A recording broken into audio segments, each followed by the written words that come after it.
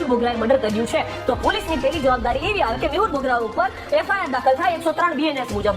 MLA નો પુત્ર હોય કે એમએલએ નો બાપ હોય કે કોઈ પણ હોય, આ દેશમાં હરેક વ્યક્તિને ન્યાય મેળવવાનો અધિકાર છે। પહેલા ગુનો દાખલ થવો જોઈએ અને પછી તપાસ કરવાનો વિષય આવે છે।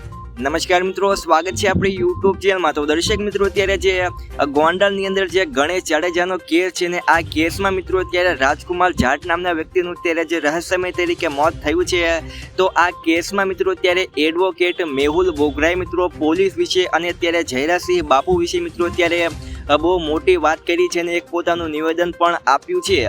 શું નિવેદન મિત્રો આપ્યું આપણે આગળ વિડીયોમાં થોડીક ચર્ચા કરીશું, તો વિડીયોને તમે છેલ્લે સુધી જોતા રહેજો ને એની પહેલા આપણી યુટ્યુબ ચેનલમાં મિત્રો નવા હોય તો આપણી યુટ્યુબ ચેનલને સબસ્ક્રાઇબ પણ કરી દેજો। તો અત્યારે મિત્રો તમને બધાને ખબર છે કે ગોંડલની અંદર જે રાજકુમાર જાટ નામના વ્યક્તિનું અત્યારે જે રહસ્યમય તરીકે મોત થયું છે, તો આ કેસનું મિત્રો અત્યારે કોઈ પણ જાતનું નિકારણ આવતું નથી।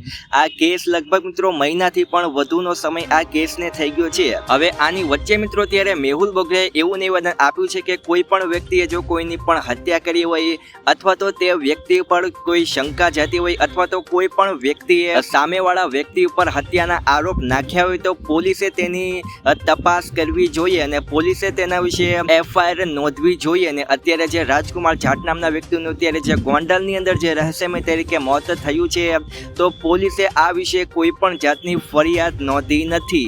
જો કે મિત્રો જ્યારે જે રાજકુમાર જાટ નામનો વ્યક્તિ જ્યારે ગુમ થયો હતો તેની ફરિયાદ મિત્રો પોલીસે તેની ગુમ થવાની ફરિયાદ નોંધી હતી, પરંતુ ગણેશ ગોંડલ અને જયરાસિંહ બાપુ વિશે મિત્રો કોઈ પણ જાતની પૂછપરછ કરવામાં નથી આવી અથવા તો તેમના ઉપર મિત્રો કોઈ પણ જાતની એફઆઈઆર પણ પોલીસે નોંધી નથી। હવે આના કારણે મિત્રો આ બધી વાતની ચર્ચા મિત્રો અત્યારે મેહુલ બોગરાએ કરી છે। હવે તમારું મિત્રો શું કહેવું છે? શું ખરેખર મિત્રો મેહુલ બોગરાએ સાચી વાત કરી છે કે પોલીસે સૌથી પહેલા આ વિશે ફરિયાદ નોંધવી જોઈએ કે નહીં? હવે તમારી જે પણ રાય હોય મિત્રો તમે નીચે કમેન્ટમાં લખી અને જરૂરથી મિત્રો જણાવી શકો છો। તો આજ માટે આપણે આટલું જ રાખીએ છીએ। વિડીયો તમને ગમે હોય તો લાઈક કરી નાખજો। આપણી યુટ્યુબ ચેનલમાં નવા હોય તો આપણી યુટ્યુબ ચેનલને મિત્રો સબસ્ક્રાઈબ પણ કરી નાખજો। તો મળીએ નવા વિડીયોમાં।